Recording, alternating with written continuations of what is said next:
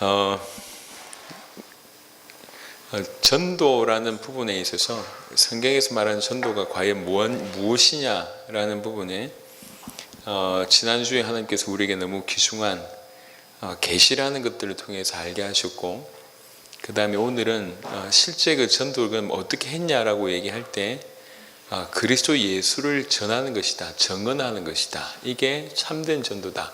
예수가 그리스도라고 밝히 증언하니 이게 참 전도였다는 거죠. 성경에서 말하는 성경의 전도였다는 것을 여러 구절을 통해서 이제 확인했습니다. 그래서 지금부터 이제 한 2시간, 3시간 정도는 서신서에 나와 있는 어떻게 서신서 전체가 예수가 그리스도라는 것을 증언하는 거거든요. 성경이 크게는 성경 전체가 그러하고, 그다음에 사복음서가 그러하지만 그 사도들의 입을 통해서 예수가 그리스도라는 증언이 서신서고, 그래서 지금 시간에는 실제로 이렇게 증언했다라는 그게 포함되어 있는 구절을 좀 살펴볼 거고요. 그게 끝나고 나서는 증언이란 표현이 없어도 실제로 예수가 그리스도라고 증언하는 그 많은 내용 중에 선명한 부분을 좀 이렇게 찾아서 확인하는 그런 시간을 갖도록 하겠습니다. 그래서 이제 서신서에 나와 있는 것 중에 바울, 그 다음에 베드로, 요한, 그리고 요한계시록 이런 구절을 통해서 실제로 과연 전도라는 것이 예수가 그리스도라고 증언하는 것이 맞는지를 이 시간 먼저 확인하고, 시간 되는 데까지 확인하고, 그 다음에 또 서신서에서 나오는 조금 더 표현이 없어도, 증언이란 표현이 없어도 선명하게 그리스도를 증언하는 부분들만 좀 뽑아서 보는 시간 갖도록 하겠습니다. 그래서 오늘 하루 강의로 따지자면 한 6강의를 하지만 이 강의 내용 전체가 그리스도 예수를 증언하는 이것이 참 전도구나, 성경에서 말하는 전도구나, 예수가 그리스도라고 증언하니 요거였구나 라는 것을 여러분들이 확인하게 되면 좀 깊이 있게 들어가는 그런 시간이 되기를 바랍니다. 고린도전서 15장을 먼저 보겠습니다. 고린도전서 15장.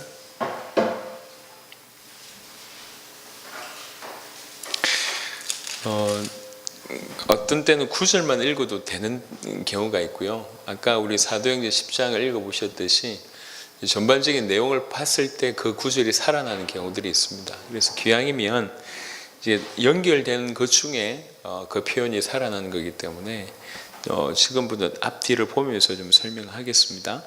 고린도전서 15장은 누구보다도, 어떤 장보다도 그리스도의 부활에 대해서 가장 명확하게 설명하고 있는 장면입니다. 그리스도의 십자가는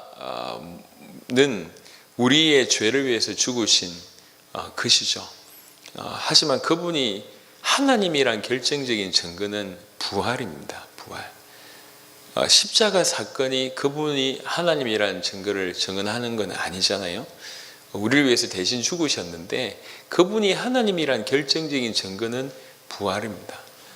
그 부활이고, 그 부활로 말미암아 우리 예수를 그리스도로 믿는, 다른 말로 그와 함께 죽고 그와 함께 산 자는 그분과 같이 부활하게 되는, 그래서 부활의 첫 열매가 되시는 거죠. 그래서 그 그리스도의 부활에 대해서 가장 심도 깊게 설명하고 있는 장면이 고린도전서 15장인데요. 그러니까 15장을 좀 보겠습니다. 한 1절부터 28절까지 이렇게 보겠습니다. 형제들아, 내가 너희에게 전한 복음을 너희에게 알게 하노니 이는 너희가 받은 것이요 또 그 가운데서 선 것이라. 너희가 만일 내가 전한 그 말을 굳게 지키고 헛되이 믿지 아니하였으면 그로 말미암아 구원을 받으리라.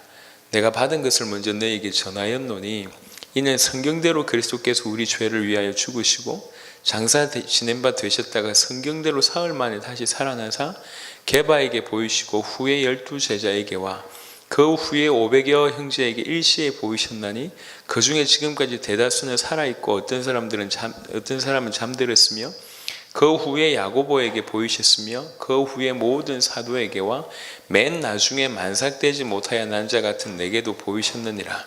나는 사도 중에 가장 작은 자라. 나는 하나님의 교회를 박해하였으므로 사도라 칭함받기를 감당하지 못할 자니라. 그러나 내가 나된 것은 하나님의 은혜로 된 것이니 내게 주신 그의 은혜가 헛되지 아니하여 내가 모든 사도보다도 더 많이 수고하였으나 내가 한 것이 아니요 오직 나와 함께 하신 하나님의 은혜로라. 그러므로 나나 그들이나 이같이 전파하며 너희도 이같이 믿었느니라. 그러니까 1절에 보면 너희에게 전한 복음이란 표현을 했고 너희가 받은 것이요 그 가운데 선 것이다 라고 표현했고, 3절에 내가 받은 것을 먼저 너희에게 전하였다, 본인도 받은 것을 전하였다 이렇게 표현을 했습니다. 이제 본격적으로 부활에 대한 얘기를 12절부터 진행합니다. 그리스도께서 죽은 자 가운데서 다시 살아나셨다 전파되었거늘 너희 중에서 어떤 사람들은 어찌하여 죽은 자 가운데서 부활이 없다 하느냐. 만일 죽은 자의 부활이 없으면 그리스도도 다시 살아나지 못하셨으리라. 죽은 자의 부활 자체가 없다고 하면 그리스도도 부활하지 못할 거 아니냐. 부활이라는 게 존재하지 않는다면 그리스도께서 만일 다시 살아나지 못하셨으면 우리가 전파하는 것도 헛것이요 또 너희 믿음도 헛것이며, 아니 그리스도가 살지 못하셨으면, 부활하지 못하셨으면 그분은 하나님이란 증거가 아닌데, 하나님이란 증거가 아니기 때문에, 하나님이 쉬지 않기 때문에 전파하는 거나 믿는 거이 다 헛것 아니냐.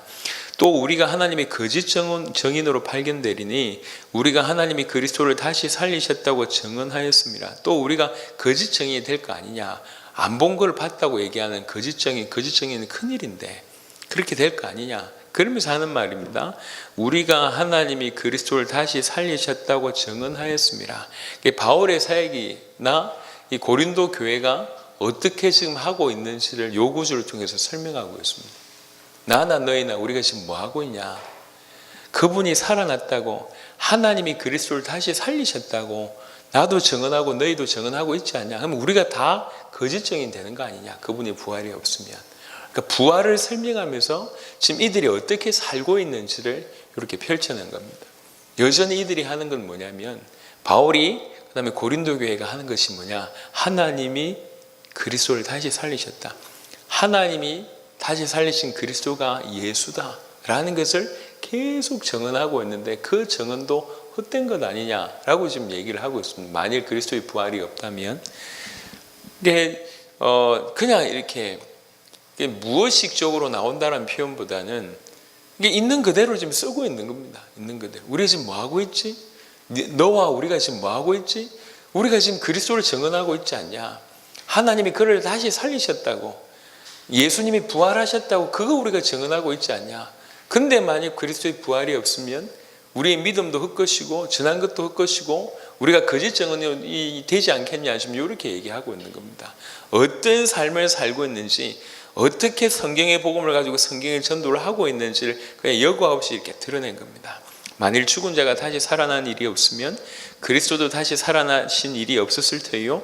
그리스도께서 다시 살아나신 일이 없으면 너희 믿음도 헛되고 너희가 여전히 죄 가운데 있을 것이요. 또한 그리스도 안에서 잠자는 자도 망하였으리니 만일 그리스도 안에서 우리가 바라는 것이 다만 이 세상의 삶뿐이면 모든 사람 가운데 우리가 더욱 불쌍한 자이라.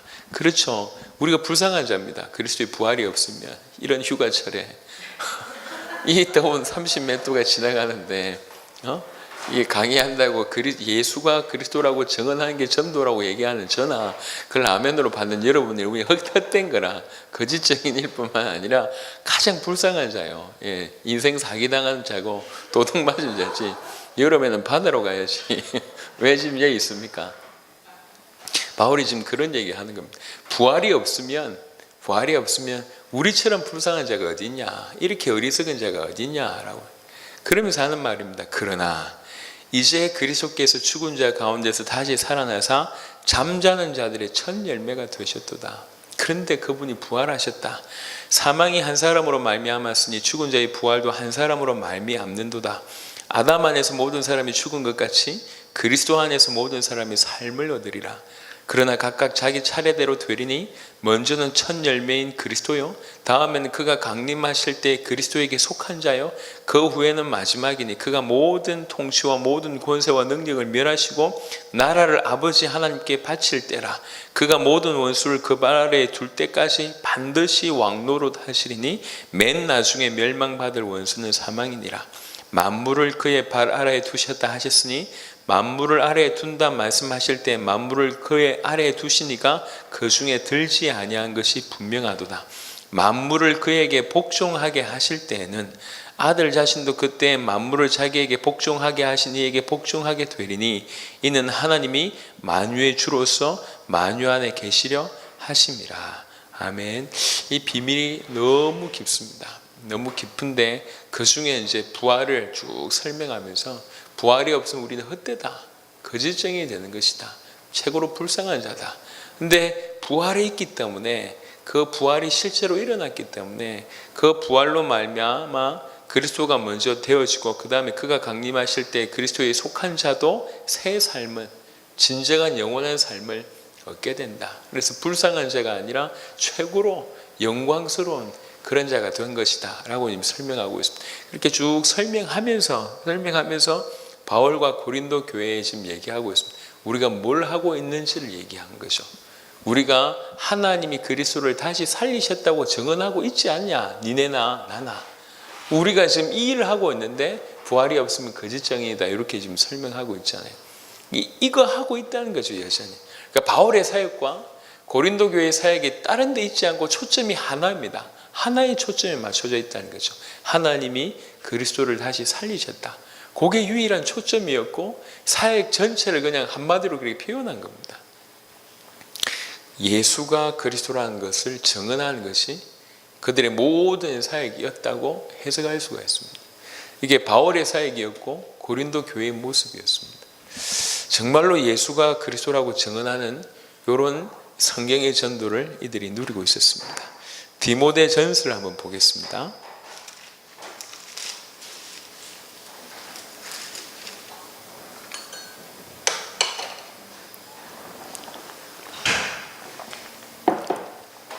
디모데전서 6장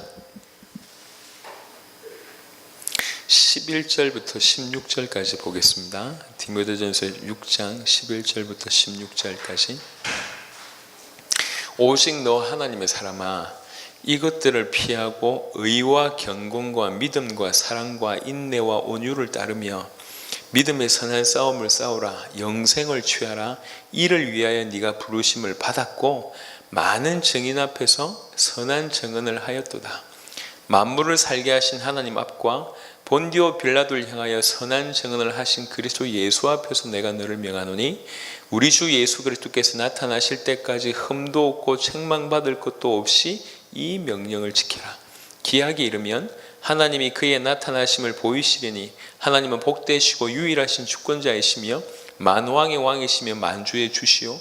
오직 그에게만 죽지 아니함이 있고 가까이 가지 못할 빛에 거하시고 어떤 사람도 보지 못하였고 또 볼 수 없는 이시니 그에게 존귀와 영원한 권능을 돌릴지어다. 아멘. 바울이 디모데에게 편지 쓰면서 첫 번째 편지의 마지막에 얘기하고 있습니다. 너 하나님의 사람아. 이런 그 전에 6장 그 전에 보면 10절 같은 데는 돈을 사랑하며 일만하게 뿌리다 이런 얘기들을 쭉 합니다. 투기와 분쟁, 비방, 악한 생각 이런 거 하지 마라. 마음이 부패해지지 마라. 이런 얘기들을 쭉 하면서 경건에 이르기를 연습하라. 이렇게 얘기해 놓고 이런 많은 부분들은 피하고 의와 경건과 믿음과 사랑과 인내와 온유를 따르고 그리고 믿음에 서는 싸움을 싸우라. 그러면서 영생을 취하라. 이미 올바른 믿음을 가지고 있고 영생을 얻었다고 그러면 그 영생을 사실적으로 누려라.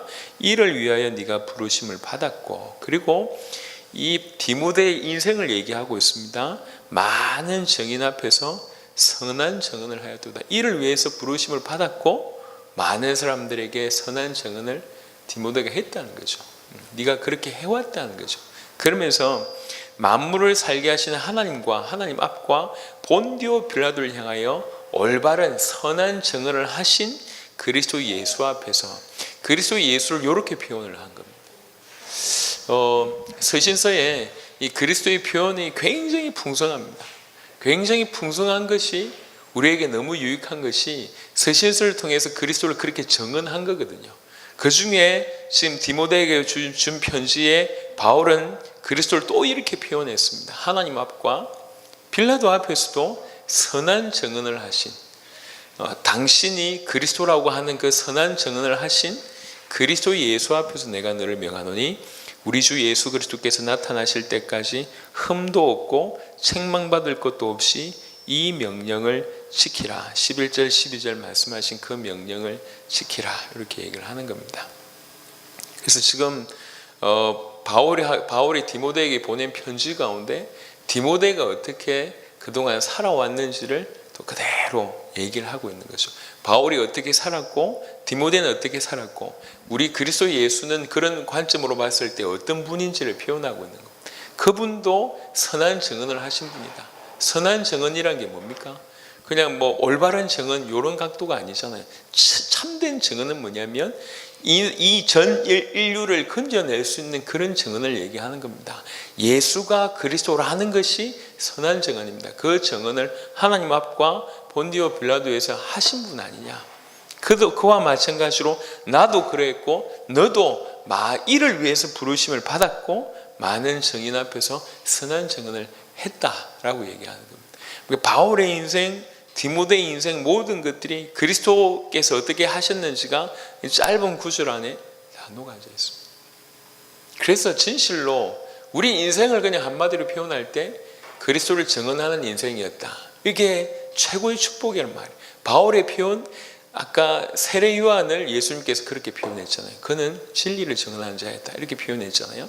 사도 바울도 네가 예루살렘에서 내게 대하여 증언한 것처럼 로마에서도 하여야 하리라 라고 바울의 인생을 그렇게 축복하셨고 인정하셨습니다. 지금 바울은 디모데에게 똑같은 얘기를 하고 있습니다. 너도 많은 증인 앞에서 선한 증언을 했다.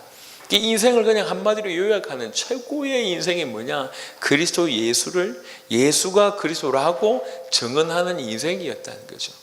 바울이 그래서 나의 달려갈 길과 내가 달려갈 길과 주 예수께 받은 사명 곧 이 은혜의 복음을 증언하는 일을 마치려 하면은 내 생명을 조금 더 귀한 것으로 여기지 아니한다.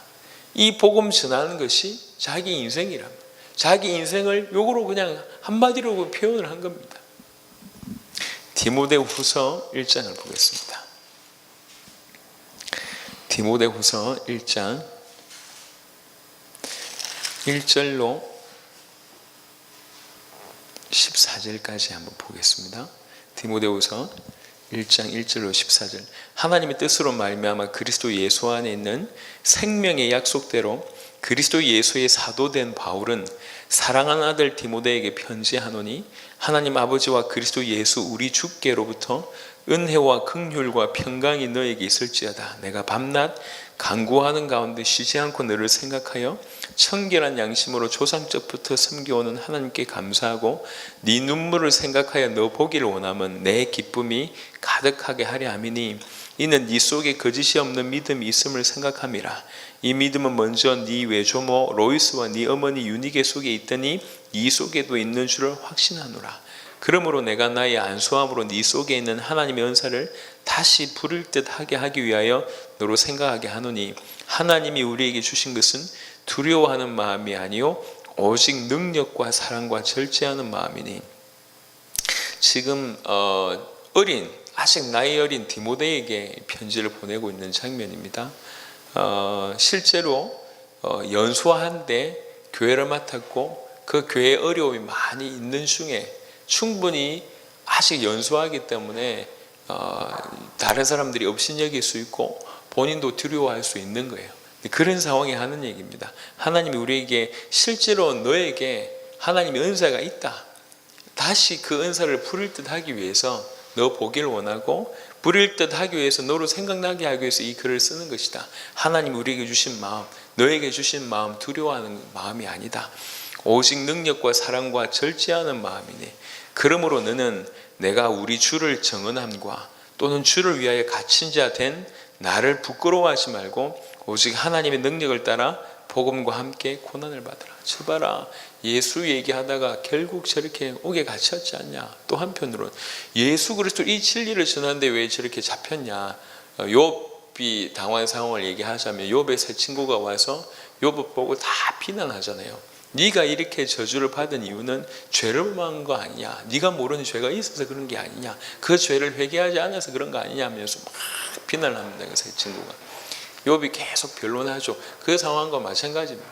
봐라, 아니 복음 전하는데 왜 잡혀갔냐, 뭐가 있는 거 아니냐, 이런 식으로도 될 수 있겠죠. 그러니까 실제 그 분위기가 사도 바울이 자기 네 스승이 옥에 간 거 그건 뭐 잘못된 거 아니냐라는 많은 비난을 있을 수 있습니다. 근데 뭐라고 얘기해? 부끄러워하지 마라. 그러면서 이제 바울의 인생을 얘기한 겁니다.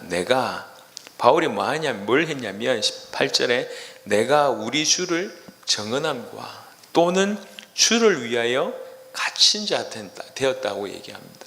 그러니까 바울의 사역이 내가 복음 때문에 갇혔고 내가 그 전에 한 일이라고는 주를 증언한 것밖에 없다, 이렇게 표현합니다. 그래서 내가 주를 증언함과 이 복음 때문에 주님 때문에 주를 위하여 갇혀있는 이것 자체를 너는 부끄러워하지 마라. 이렇게 지금 디모데에게 편지 쓰고 있습니다. 오직 하나님의 능력을 따라 복음과 함께 고난받으라. 고난이 오면 능력으로 복음과 함께 고난받으라. 하나님이 우리를 구원하사 거룩하신 소명으로 부르심은 우리의 행위대로 하심이 아니 오직 자기의 뜻과 영원 전부터 그리스도 예수 안에서 우리에게 주신 은혜대로 하심이라. 이제는 우리 구주 그리스도 예수의 나타나심으로 말미암아 나타났으니 그는 사망을 패하시고 복음으로서 생명과 썩지 아니할 것을 드러내신지라. 내가 이 복음을 위하여 선포자와 사도와 교사로 세우심을 입었노라.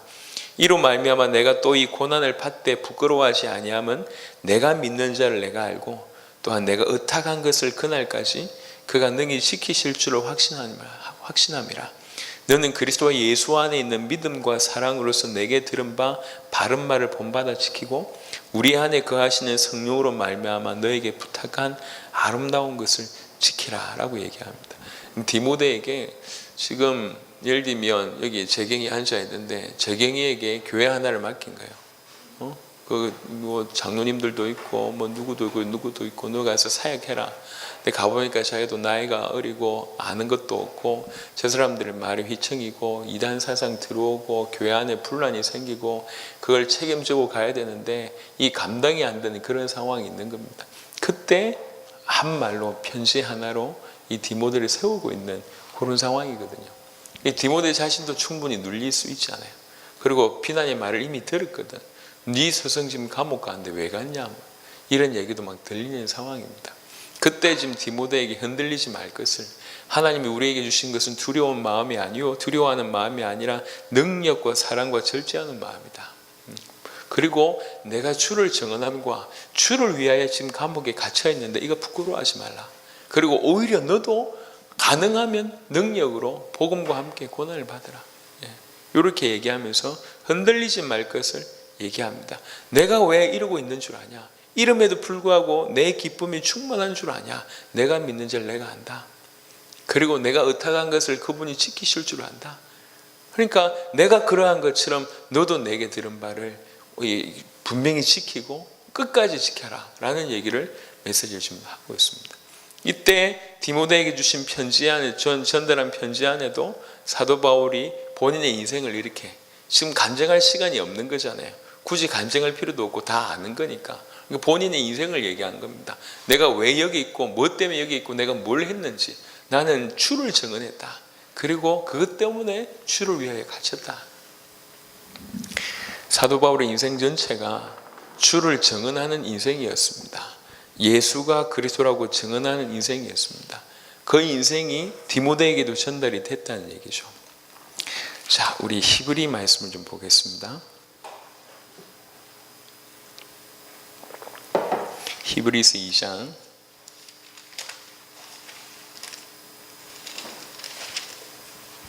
히브리 2장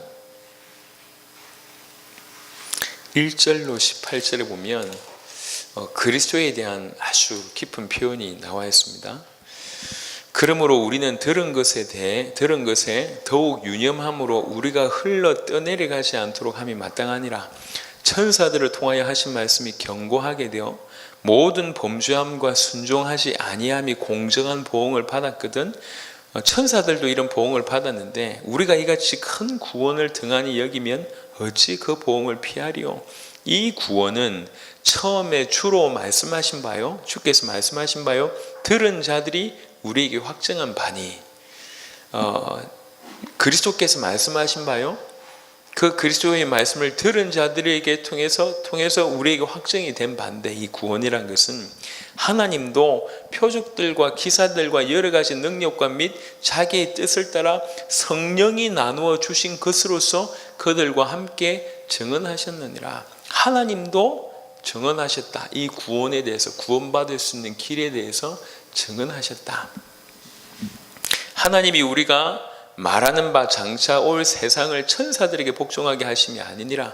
그러나 누구인가가 어디에서 증언하여 이르되 사람이 무엇이기에 주께서 그를 생각하시며 인자가 무엇이기에 주께서 그를 돌보시나이까. 그를 잠시 동안 천사보다 못하게 하시며 영광과 존귀로 관을 씌우시며 만물을 그 발 아래에 복종하게 하셨느니라 하였으니, 만물로 그에게 복종하게 하셨은즉 복종하지 않은 것이 하나도 없어야 하겠으나 지금 우리가 만물이 아직 그에게 복종하고 있는 것을 보지 못하고 오직 우리가 천사들보다 잠시 동안 못하게 하심을 입은 자, 곧 죽음의 고난 받으심으로 말미암아 영광과 존귀로 관을 쓰신 예수를 보니, 이를 행하심은 하나님의 은혜로 말미암아 모든 사람을 위하여 죽음을 맛보려 하심이라. 그러므로 만물이 그를 위하고 또한 그로 말미암은 이가 많은 아들들을 이끌어 영광에 들어가게 하시는 일에 그들의 구원의 창시자를 고난을 통하여 온전하게 하심이 합당하도다.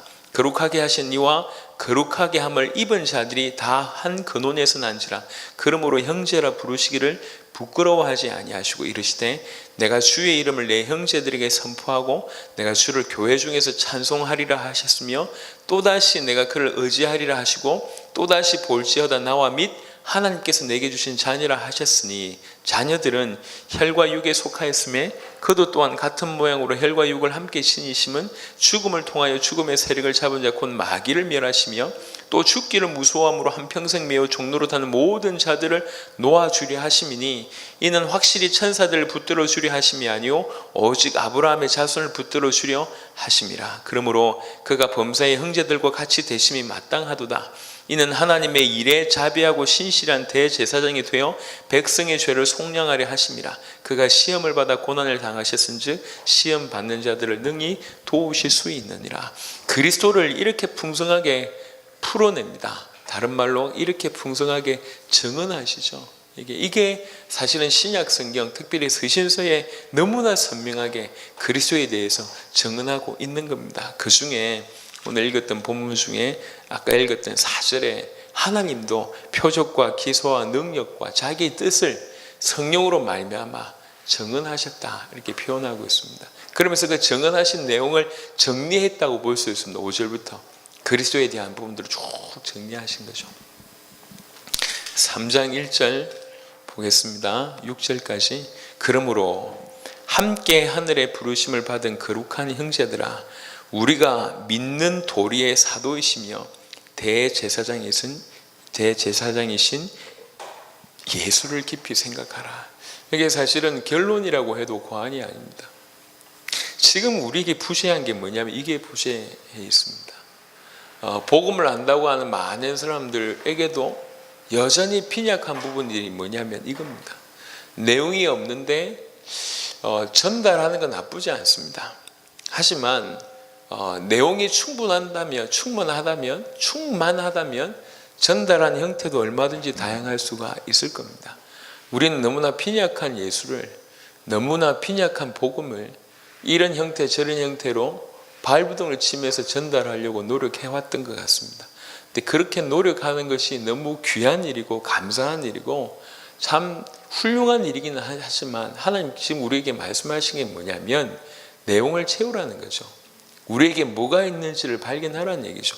왜 성경을 주셨습니까? 성경을 통해서 예수가 그리스도 되심을 깊이 알라는 겁니다. 그냥 설교 한 편 아니면 잘 정리된 이 노트 하나라도, 그냥 한 장짜리 편지라도 예수가 그리스도이심을 설명을 하실 수 있습니다. 하나님 입장에서는 뛰어난 목사님 한 분으로, 아니면 모세의 설교 한 편으로, 바울의 설교 한 편으로 충분히 예수가 그리스도 되심을 정리할 수가 있습니다. 그런데 왜 하나님께서 우리에게 성경이라는 걸 주셨냐? 66권의 이렇게 방대한 양을 왜 주셨습니까? 그 결론입니다. 우리가 믿는 도리의 사도이시며 대제사장이신 예수를 깊이 생각하라. 우리 목숨을 이분에게 드릴 수밖에 없을 정도로 깊이 알고, 깊이 사귀고, 깊이 누리고, 완전히 하나 되는 이 부분을 원하십니다.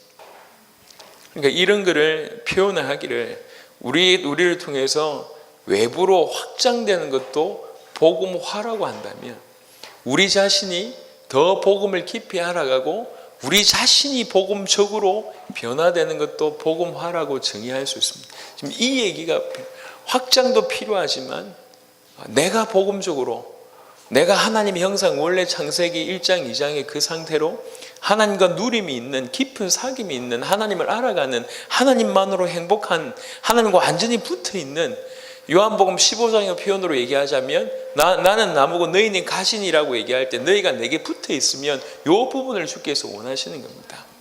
깊이 생각하라. 그는 자기를 세우신 이에게 신실하시기를 모세가 하나님의 온 집에서 한 것 같이 하셨으니 그는 모세보다 더욱 영광을 받을 만한 것이 마치 집 지은 자가 그 집보다 더욱 존귀함 같으니라. 모세와 그리스도를 비교하고 있습니다. 집마다 지은 이가 있으니 만물을 지으신 이는 하나님이시라. 또한 모세는 장래에 말할 것을 정언하기 위하여 하나님의 온 집에서 종으로서 신실하였고, 그리스도는 하나님의 집을 맡은 아들로서 그와 같이 하셨으니 우리가 소망의 확신과 자랑을 끝까지 굳게 잡고 있으면 우리는 그의 집이라 라고 얘기합니다. 모세의 인생이 뭐였냐? 장래에 말할 것을 정언하기 위하여 하나님의 온 집에서 종으로 신실하였다. 모세의 모든 인생이, 그 신실했던 인생은 뭐였냐? 장래에 일어날 것, 장래에 말할 것을 정언하기 위해서 그런 삶을 산 거다라는 거죠. 그 인생이 정언하는 인생이었다는 얘기죠. 예. 아까 우리 읽었던 본문 중에 제일 첫 구절에 사도행전 10장 43절에도 그렇게 표현되어 있습니다. 모든 선지자도 다 그를 증언했다라고 얘기하고 있죠. 그거하고 지금 똑같은 얘기예요.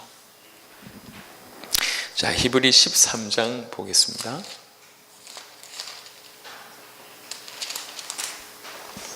히브리 13장. 아주 그리스도를 증언하는 부분이 굉장히 좀 풍성합니다. 13장 8절로 15절까지 읽겠습니다.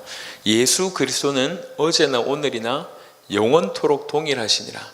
여러 가지 다른 교훈에 끌리지 말라. 마음은 은혜로서 굳게 함이 아름답고 음식으로 살 것이 아니니 음식으로 말미암아 행한 자는 유익을 얻지 못하였느니라. 우리에게 제단이 있는데 장막에서 섬기는 자들은 그 제단에서 먹을 권한이 없나니 이는 죄를 위한 짐승의 피는 대제사장이 가지고 성소에 들어가고 그 육체는 영문 밖에서 불사름이라. 이제 그 실제로 제사에 대한 부분들을 설명하면서 그리스도와 연결시키고 있습니다. 그러므로 예수도 자기 피로써 백성을 거룩하게 하려고 성문 밖에서 고난을 받으셨느니라. 그 육체가 영문 밖에서 불사름 당하듯이 성문 밖에서 고난을 받으셨느니라. 그러므로 우리도 그의 치욕을 짊어지고 영문 밖으로 그에게 나아가자. 우리도 그와 같이 살자. 우리가 여기에는 영구한 도성이 없으므로 장차 올 것을 찾나니. 이게 굉장히 그리스도와 제사를 비교하면서 굉장히 깊이 있게 쭉 얘기하고 있습니다. 그러면서 15절에 그러므로 이런 비밀을 안다면, 그러므로 또 치욕을 짊어지고 영문 밖으로 그에게 나아가자, 그와 같이 살자고 생각하는 우리들은, 그러므로 우리는 예수로 말미암아 항상 찬송의 제사를 하나님께 드리자. 이는 그 이름을 증언하는 입술의 열매니라. 그러니까 예수로 말미암아 항상 찬송의 제사를 하나님께 드리자. 그냥 찬송하자 이 말이 아니고 예수로 말미암아 항상 찬송의 제사를 하나님께 드리자.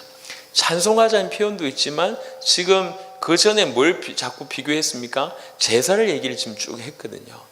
제사의 비교를 지금 한 거잖아요. 찬송으로 제사를 드리자는 얘기죠. 예수 그리스도의 이름으로 찬송의 제사를 하나님께 드리자. 이는 그 이름을 정언하는 입술의 열매니라. 그렇게 찬송하는 것이 뭐냐? 그를 정언하는 입술의 열매다. 예수로 말미암아 찬송의 제사를 하나님께 드리는 것 자체가 이게 우리가 일상을 살아가면서 우리 입술을 통해서 그를 정언하는 그런 열매인 것이다 라고 얘기하는 겁니다. 그래서 이런 의미를 제대로 알고 나서 찬송하는 것이 얼마나 큰 일이지. 그것 자체가 그리스도를 증언하는 귀중한 일이다. 올바른 전도다라고 해도 과언이 아닌 겁니다. 히브리서 말씀을 통해서 이렇게 쭉 그를 증언하는 부분들에 대해서 예수가 그리스도라고 증언하는 부분이 아주 노골적으로 나와 있는 몇 구절을 우리가 훑어봤습니다. 한 구절만 보고 잠시 또 쉬도록 하겠습니다. 베드로전서, 바울의 얘기였다면 이제 베드로의 얘기를 좀 들어보겠습니다. 베드로전서 1장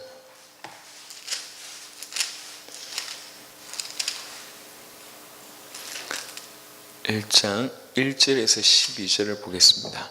예수 그리스도의 사도 베드로는 본도, 갈라디아, 갑바도기아, 아시아와 비두니아에 흩어진 나그네 곧 하나님 아버지의 미리 아심을 따라 성령이 거룩하게 하심으로 순종함과 예수 그리스도의 피 뿌림을 얻기 위하여 택하심을 받은 자들에게 편지하노니 은혜와 평강이 너희에게 더욱 많을지어다. 우리 주 예수 그리스도의 아버지 하나님을 찬송하리로다. 그의 많으신 긍휼대로 예수 그리스도를 죽은 자 가운데서 부활하게 하심으로 말미암아 우리를 거듭나게 하사 산 소망이 있게 하시며 썩지 않고 더럽지 않고 쇠하지 아니하는 유업을 있게 하시나니 곧 너희를 위하여 하늘에 간직하신 것이라. 그래서 우리에게 주신 복이 얼마나 큰 것인지를 얘기하고 있습니다. 너희는 말세에 나타내기로 예비하신 구원을 얻기 위하여 믿음으로 말미암아 하나님의 능력으로 보호하심을 받았느니라. 그러므로 너희가 이제 여러 가지 시험으로 말미암아 잠깐 근심하게 되지 않을 수 없으나 오히려 크게 기뻐한도다. 너희 믿음의 확실함은 불로 연단하여도 없어질 금보다 더 귀하여 예수 그리스도께서 나타나실 때 칭찬과 영광과 존귀를 얻게 할 것이니라. 예수를 너희가 보지 못하였으나 사랑하는도다. 베드로가 이렇게 축복할 정도의 신앙들을 가지고 있었던 것 같아요.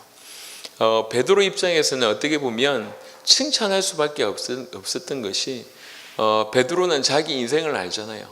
예수님을 눈으로 보고 경험하면서도 얼마나 실수하고 실패하고 그분에게 잊을 수 없는 그런 큰 실망 이런 걸 안겨드리는 행동을 했다는 걸 아시지 않습니까? 3번 부인하는 사건부터 시작해서 순간순간 사탄아 내 뒤로 물러가라 이런 얘기도 듣고 나중에 부활을 다 경험하고 나서도 부활을 목격하고 나서도 고기 잡으러 하러 간 거 이런 많은 것들이 있잖아요. 그리고 계속 예수님을 따라다니면서 이분이 맞나 이런 생각을 계속 했었을 거잖아요. 눈으로 보고 그 십자가 사건과 부활을 보고도 이렇게 겨우 이제 부활 사건 이후에 성령의 역사 이후로 이 사람이 완전히 바뀌었는데 그런 자기와 비교해 볼 때 오늘 이 편지를 받는 대상자들은 참 대단한 겁니다. 어떻게 보지도 않고도 이렇게 믿을 수 있지? 이렇게 사랑할 수 있지? 너무 감사하는 어떤 마음으로 편지를 쓰고 있습니다. 예수를 너희가 보지 못하였으나 사랑하는도다. 이제도 보지 못하나 믿고 말할 수 없는 영광스러운 즐거움으로 기뻐하니. 이게 지금 우리에게 큰 힌트가 됩니다. 우리가 주님을 보지 못하였는데 우리가 어떻게 사도처럼 그렇게 초대교회처럼 살 수 있을까? 라는 질문을 했을 때 답을 줄 수가 있는 구절입니다. 지금 이 베드로 전서의 편지를 받고 있는 대상도 여전히 보지 못했습니다. 우리와 동일한 상황입니다. 그런데 이들은 이제도 보지 못하는 믿고 말할 수 없는 영광스러운 즐거움으로 기뻐하니 이렇게 얘기합니다. 그렇게 핑계 댈 수가 없는 거죠. 아니 우리는 사도처럼 보지 못했는데 아니 우리 교회가 초대교회 같을 수는 없죠. 초대교회는 그때 상황이 있고 또 예수님을 본 자들이 다 주를 이루었기 때문에 그럴 수 있지 않습니까? 맞는 얘기인데 틀린 얘기입니다. 네. 그들에게 역사하신 주님이 동일하게 우리에게 역사하신다. 그 예수를 믿었던 사람도 이러했고 우리도 진실로 예수를 그리스도로 믿게 되면 그럴 수밖에 없다는 거죠. 네. 믿고 말할 수 없는 영광스러운 즐거움으로 기뻐하니, 말할 수 없는 영광스러운 즐거움으로 기뻐하니. 오늘 이제 이 교회를 시작으로 해서 이 복음을 받는 많은 성도들과 교회가 여전히 또 이 희망이 있고 또 이렇게 되어야 된다고 생각하고 될 수밖에 없다고 생각합니다. 믿음의 결국 곧 영혼의 구원을 받음이라. 이 구원에 대하여는 이제 구원을 설명합니다. 너희에게 임할 은혜를 예언하던 선지자들이 연구하고 부지런히 살펴서 자기 속에 계신 그리스도의 영이 그 받으실 고난과 후에 받으실 영광을 미리 증언하여, 선지자들이 미리 증언했대요. 자기 안에는 그리스도의 영이 이 고난 받으실 것과 받으실 고난과 후에 받으실 영광을 미리 증언하게 하셨다는 거죠. 선지자들을 통해서 누구를 또는 어떠한 때를 지시하시는지 상고하니라. 이 섬긴 바가 자기를 위한 것이 아니요 너희를 위한 것임이 계시로 알게 되었으니 이것은 하늘로부터 보내신 성령을 힘입어 복음을 전하는 자들로 이제 너희에게 알린 것이요 천사들도 살펴보기를 원하는 것이니라. 이 복음과 이 구원이 우리에게 임했다는 얘기를 지금 하고 있습니다. 이게 어떻게 임했냐?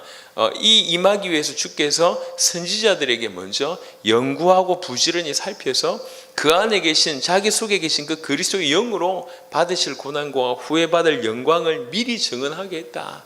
선지자들이 미리 증언을 했다. 사도행전 10장 43절과 똑같은 얘기를 지금 하고 있습니다. 그것을 누가 썼냐? 지금 베드로가 썼다는 얘기죠. 베드로도 동일하게 이 일을 하고 있다는 얘기거든요. 뭘 하고 있는지. 자기 인생 전체가 딴 게 아니라 그리스도를 증언하는 인생이라는 것을 베드로가 알았고 선지자들이 그러했다는 것도 베드로가 알게 된 겁니다. 지금 우리는 오전부터 한 4번째 강의까지를 보고 있습니다. 저는 처음에 이것을 좀 발견하고 나서 깜짝 놀랐어요. 이토록 많은 흔적이 있었는데, 이토록 많은 성경 구절만 얘기하더라도 지금 수십 구절을 우리가 보고 있잖아요. 이토록 많은 흔적이 있었는데 몰랐구나, 놓쳤구나, 이런 생각이 들었습니다. 예수가 그리스도라고 밝히 증언하니, 이게 성경에서 말하는 참된 전도입니다. 잠시 쉬었다가요, 그러니까 요한의 서신을 통해서 요한 1서 그 다음에 계시록을 통해서 다시 한번 예수가 그리스도라고 밝히 증언하는 그 부분들을 우리가 이제 다음 시간에 보고, 또 마지막으로 제 서신서에 녹아져 있는 그리스도의 증언을 또 확인하도록 하겠습니다. 쉬었다가 2시에 들어가겠습니다.